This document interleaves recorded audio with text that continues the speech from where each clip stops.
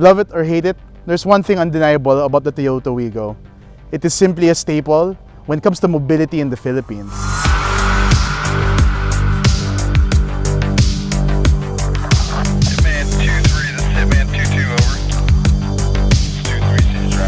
So here we have the Toyota TRD S. If you go to the website of Toyota Philippines and you look at the price list, this Toyota Wigo is the top of the line one, priced at 700,000. The next variant right below this one is the Toyota Wigo G. It's automatic also, it also sports the 1-liter engine, but that one's priced at 658,000 pesos. Let me double check with my phone, just to be safe, just wanna get this info right. Yes, okay. So that's the thing. If you're looking at the Toyota Wigo, if you're looking at, for the sake of convenience, you're gonna be surely looking at the Toyota Wigo G. But then now you look at the TRD, you're only 42,000 pesos away from it. So which now begs the question, is that 42,000 pesos worth jumping up to get something like this? Or are you better off with the G? Looking at the brochure, there's a good number of things you get here which aren't available in the G. So let's start from the outside. From the outside, you get this nice front bumper. It actually is reminiscent of the GR Yaris that's, I've been seeing around in the internet. Let me pull up a photo, if I can show it on the B-roll. I feel like this bumper was inspired by that bumper, and, on a small car, it looks good. It looks like it's part aggressive but yet part streamlined, because sometimes bumpers, when they are aggressive looking, sometimes they look too big. I think Toyota pulled it off well in this one. Another thing you get is these nice side skirts. And then at the back, I think it's a really nice implementation of a rear spoiler. And also you get a different rear bumper. As far as exteriors are concerned, the things that you get extra, it's like a complete set. If you look at the price of body kits for the Toyota Wigo, you compare it to the 42,000, I think it already pays off. This time around, I really like the new headlights now. It looks projector halogen. And the plus side is, if you want to upgrade, all you have to do is change the bulbs to LED bulbs that you can find online. Just make sure you get a good one. Specs wise, this is a 1-liter engine, which is more than enough for this car, and it comes with a 4-speed automatic transmission, which, it's not the latest transmissions, it's on the older side of things, but it's not outdated. And that's just the exterior. Wait till you get inside. The seats are comfy. They're not like too hard. The cushioning's just right. And what I like is, I'm almost a 6-foot guy. That's short for saying 5'11". Me sitting in the car, I don't feel cramped, and that's one thing you have to appreciate about the Toyota Wigo. Its space efficiency is pretty good. I think one of the things I really like about the Toyota Wigo this time around is the dashboard. I'm sure it's similar to the previous one, but the fit and finish seems a lot better. For one, I like the instrument cluster now. It's a lot clearer. If in the previous one it's trying to exude sporty, this time around it's like, we're over that phase. We're just gonna make it clean and elegant, and I like it. I like it a lot. So one of the big things, and I guess for the rest of the C team, why this one's now on our radar for like a viable first car is because this car, the Toyota Wigo TRD S, comes with Android Auto and Apple CarPlay. I know, we said it many times, but it just makes everything so convenient. Most of us have smartphones. So the ability to get our phones, to plug it in, and then everything syncs up, it's that holistic feel that you feel more one with the car in terms of utility. Also, before I forget, the Toyota Wigo TRD S also comes with its own dash cam, and there's a nice Toyota logo. Gotta love it. When you put that all together, I'm certain it's gonna cost more than 42,000 pesos. If you ask me, as of now, 700,000 pesos versus the G, that's 658,000. I would spend maybe a month or two more saving just to get this one. I guess that's the main differences. Like I just checked the brochure. So it's the front bumper, side skirt, rear bumper, rear spoiler, and Android Auto, Apple CarPlay, and you get a dash cam that also has audio recording. One thing I like is it comes with this cover here, this privacy cover. Here I have like those typical like huge camera cases. So this is in airport standard. This is like the hand carry max, I think. Okay, you can't put it like that, but you still have a good amount of room, It's not a 60-40 split. You can fold it flat, so sort of flat. You can add more cargo space doing that. So this is the driving impression of the Toyota Wigo TRD S. Okay, let's get the show on the road, shall we? We read the YouTube comments and we hear you, oh, it's hard plastic. Like, you know what? As long as it's durable and like it lasts long and it doesn't crack.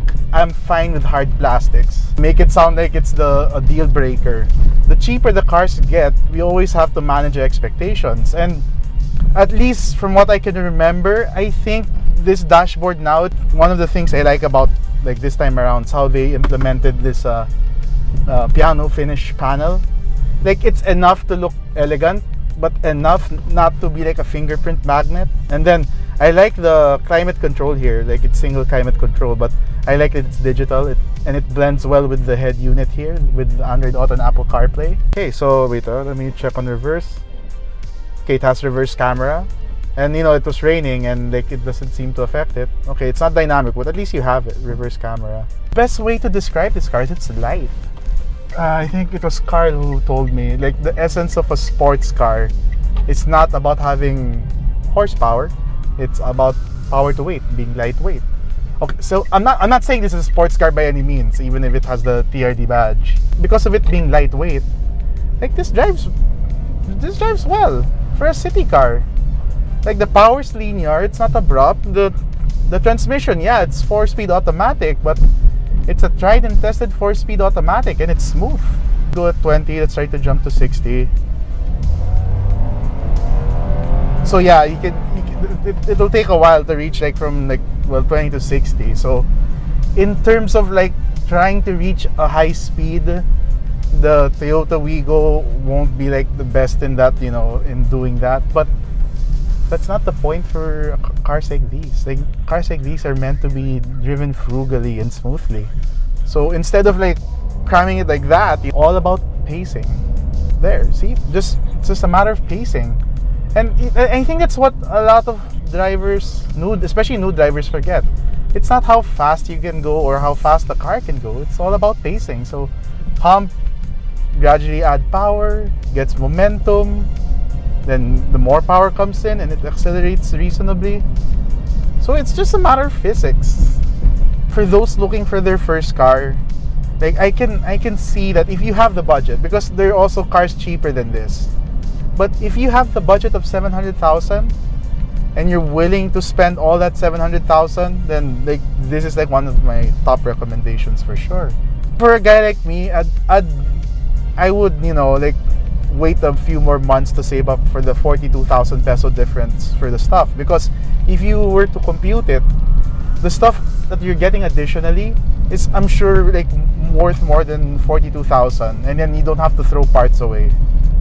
But 42,000 pesos also is a lot of gas money. If you spend, let's say, let's say you fill up the tank every 2 weeks, and like overshooting, let's say your gas per month is 4,000 pesos. You have essentially 10 months or a year's worth of gasoline. And like it's not like the convenience is lost. It's like, yeah, you have no Android Auto and Apple CarPlay, but you still have Bluetooth on the G variant. And who really needs the body kit, right? So I guess if you look at it in that perspective, the G trim also holds its ground, because like you just put and this is very cell phone holder friendly, I must say. So I think I have a cell phone holder. Let's put it here. Put it here. Cell phone holder friendly. Yeah. So like right off the bat, like, as much as I love Android Auto and Apple CarPlay, you can save the 42,000 pesos and just rely on the Bluetooth. Taking back what I said, if I did say it a while ago, like I would jump into like the TRD, no questions asked. If you look at it in that other perspective, there is a reason to get the G trim because of the years worth of gasoline alone. So I guess then it's for you to decide, like, which is more important, like the Android Auto, Apple CarPlay, or the gasoline. I will leave it up to you, viewers. Put on the comment section down below, because we'd like to know, would you spend the 42,000 pesos extra for the body kit and the Android Auto, or would you rather save the 42,000 pesos worth of gasoline? Put in the comment section below on what you would do. For those who do their research, and we promote doing research, they'll know that this is actually a Daihatsu Ayla, so it's not a Toyota. And that's where people start to argue, oh, it's like the plastics are cheap, and like, it's a underpowered car, blah blah blah blah. we read the comments, we get you. But you have to understand this. For one, testing the car on its own, it's a good car. Like, period. Especially when you consider the price tag. It is a good car. But what makes it good, and a lot of people forget, is buying a car is more than buying just a car. There's so many things to consider when you buy a car. So there's the car itself, there's the reputation of the brand, because it'll dictate their philosophies and their design patterns, this and that. And then you have to consider parts. Are parts readily available? And the Toyota Wigo has a really big community online. So that alone, like when it comes to resource, whether it's like part sourcing or knowledge, it's gonna be there. And then more than that, it's backed up by Toyota. So when you consider all these things, it may be produced by somebody else, but the fact that Toyota picked this to be one of the representatives on like the mini compact segment, I trust their judgment call. And because of that, I consider this to be a Toyota. I know a while ago I said that I won't understand people buying the G, but taking a second think about it, now I get why people will still jump for the G. Because, okay, let's look at it this way. You look at the whole list, and if for you those changes are insignificant, the G still comes with a touchscreen. And let me check if there's Bluetooth on it. Yeah, and there's Bluetooth. So the G still has Bluetooth, so it's not like your cell phone's useless. What you can actually do is put a cell phone holder, and you have yourself everything that Android Auto and Apple CarPlay can deliver. And 42,000 pesos, that's almost a year worth of gas.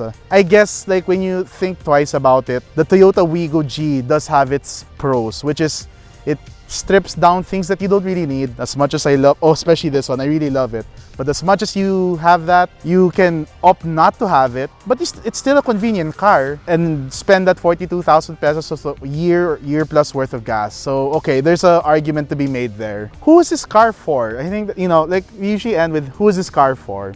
So if you ask me, I still see this as a staple for mobility in the Philippines. There are just so many combinations of what this car can be. I can recommend as a first car, especially at a 700,000 peso budget. If you want the car to have Android Auto and Apple CarPlay, there's this. So I can also recommend this as a coding car. Let's say you have pickup, you have a sports car, you have an SUV, whatever. You really have one car. This is the perfect everyday car so that you can put less miles on that car and put it here instead. And you'll be saving gas, you'll be saving space. It'll be easier to park the drive around. Cars like these, they don't have to have a stellar drive. They don't have to be like sporty or like, oh, I'm gonna take the corner really fast. I have to say, I vaguely remember the Toyota Wigo before. At least from what I remember driving with this, it's on the polished side of things. It's nothing extravagant. But in a category like this, you don't have to have an extravagant drive. You just have to be practical. And that's what the Toyota Wigo represents. It's just a simple, practical car with Toyota behind its back. And that's a big thing for a lot of people because of the dealership network,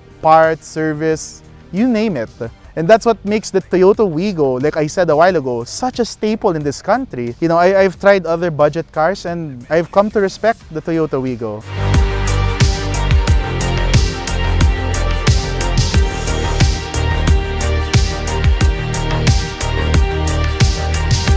Kind of like ice cream, everything doesn't have to be chocolate or absurd flavor, Like sometimes vanilla is good. Like sometimes there are people who like vanilla, and Jackie, if you're watching this, vanilla over chocolate. Just saying.